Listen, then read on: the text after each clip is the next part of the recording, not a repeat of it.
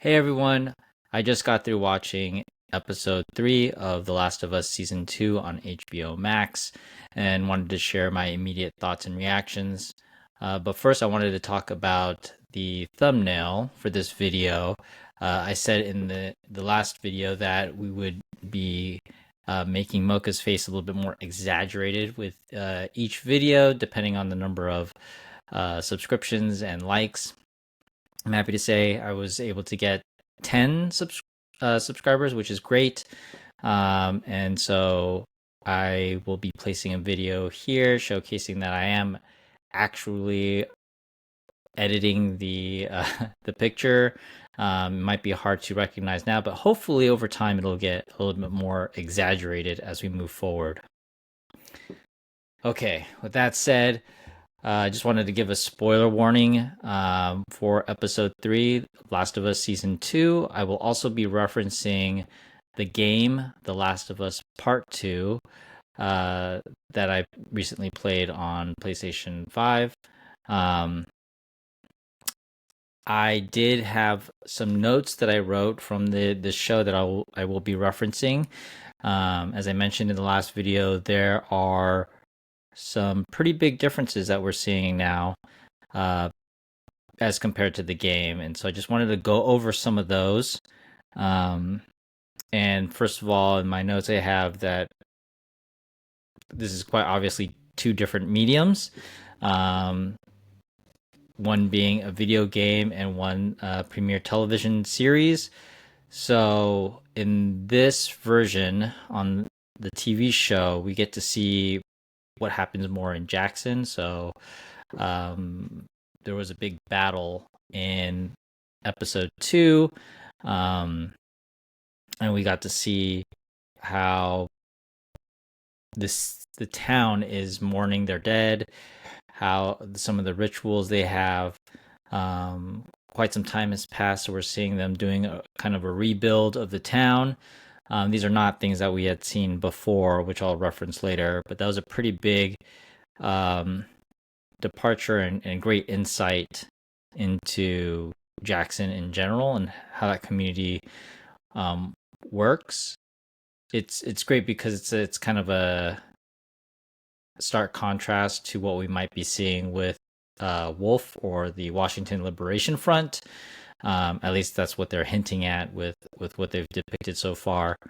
And then also the Seraphites, which they weren't called that by name, but that was the third group walking through the forest, doing all that whistling. They reference prophets and they're more religious, I would say, in nature. So we can see how three different groups deal with these difficult times. Um, we also got to see a town hall.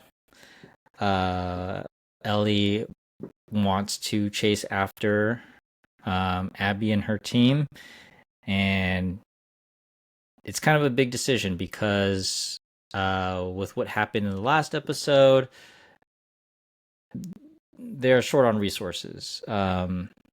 I feel like they were probably struggling to survive even before the big attack, and so now they clearly called out that they can't even meet the requirements for patrols and manning the towers and probably reconnaissance and growing crops, things like that.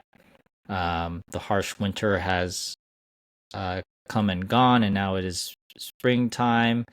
So who knows if there are more dangers during the summer or when people aren't trying to stay out of the cold. So I can totally understand why the council voted the way they did. I think I would too, because Ellie and Dina are able-bodied. They're asking for 16 other able-bodied people to go. It's quite a big blow to the resources that they would have. So that totally makes sense.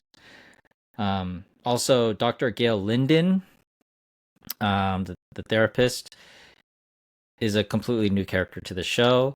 In episode 1, we see Ellie writing into a journal. So that is something that's in the game. which provides the player with insight into what Ellie's thinking throughout the game and what she's seeing. Um, we don't get that with the TV show, and I think Gale is supposed to be a little bit of an exposition on some of those insights and inner monologues that we're supposed to be getting from Ellie. Um, Gale is supposed to be providing that. Now the thing is, I don't think Gail is actually a therapist. Maybe she was in her previous life, but she's really terrible at her job. The way that she says Ellie is just broken, that is not language that a therapist should be using. So I think she's just more of a nosy neighbor at this point, and she's pretty much just drinking and abusing substances all the time. So I don't, I don't take her too seriously. So her insights, quote unquote insights, are not something I'm taking seriously at the moment. Let's see. Oh, I also have a note here. There's a nice little insight on how um, Jackson deals with those who are wounded. With the hospital scene, in the game, all you do is bandage yourself up.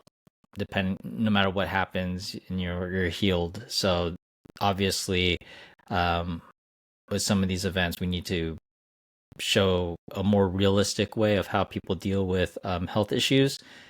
But I just wrote here the hospital is too clean, too pristine, in my opinion. It would have been nice to see like some of the cupboards having been ripped off and used somewhere else, or I think there's like a glove box still attached to the wall. I mean, it just felt like fairly untouched. So that really stuck out to me. Another difference is that Seth, the bigot character from the dance scene, is a little bit more fleshed out. I think that's great. He's a complicated character, as they all are. I think the show does a great job of making all the characters feel a little bit more complicated and multi-dimensional. So I thought that was a great addition. Um, and another big thing is that the grave is outside of town. I think they mentioned it's 10 miles, which is quite a distance. Like I wouldn't even want to drive 10 miles if I could avoid it. But the Craig Mazin from the showrunner explained in the HBO Max podcast that there's a reason that he's moved it out of town, which made sense to me. If you're constantly surrounded by death, you might not want to have an ever-growing graveyard within your town. And so they placed it outside. But I feel like 10 miles is quite a distance, and they would have had to done it. They would have had to do it in the winter time. So that just seems a little unrealistic. Okay, so the second big thing that I alluded to earlier is that there were different team setups in the game. So Joel actually is paired up with Tommy when the big event happens. So Tommy gets to see all of that happening to his brother. And then Dina was with Ellie, being a little bit more romantic and stumbling upon Eugene's weed stash in the store. So those were totally different scenarios. So Dina doesn't know all the details when Ellie decides to leave. And Tommy actually wants revenge. He, I think, plays it off as wanting to wait, but he actually in the game leaves prior to Ellie, and it's very quick.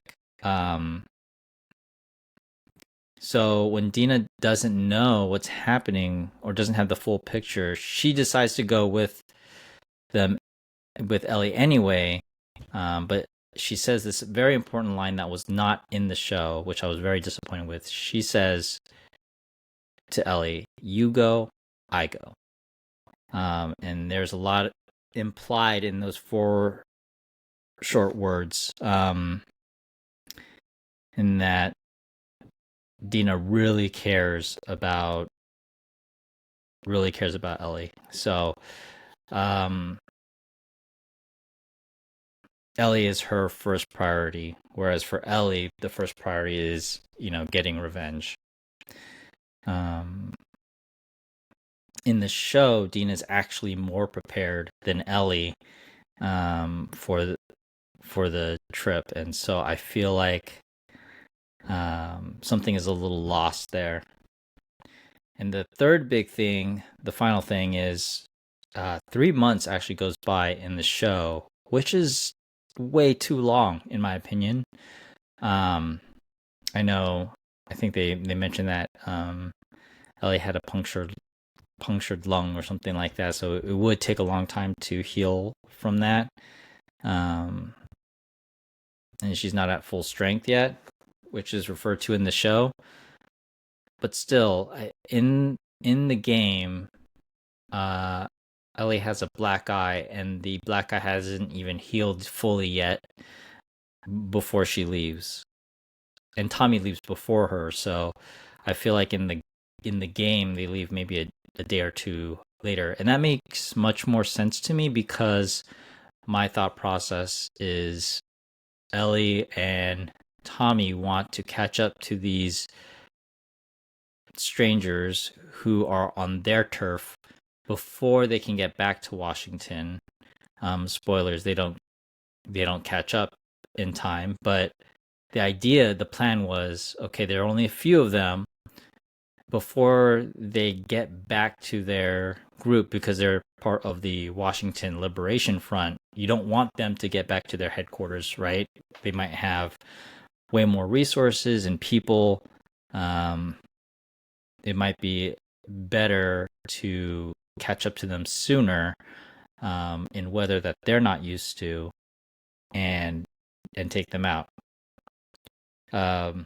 That makes much more sense to me than what was presented in the show, which is you want to make sure they get back to HQ, so we know that where they are.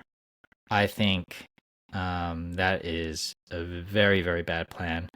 But again, in the game, they do cut straight to Seattle from Jackson, so yeah, obviously they did not catch up in time. So I guess 3 months going by doesn't really matter. But the logic, I think, was more sound in the game. So yeah, those are my quick thoughts of episode 3. There's a lot to look forward to. Already some big deviations from the game that I'm starting to see. We were introduced to the Seraphites a little bit early. The Washington Liberation Front, we got a little tease of what they look like. But yeah, the gears are turning, and I think we're in for a wild ride. So again, thank you for watching these videos. If you could please like, subscribe, and share. The more that I get, the more I enlarge Mocha's face and his eyes and his mouth, so he'll be more excited and surprised in future episodes. Okay, everyone, thank you so much. Bye-bye.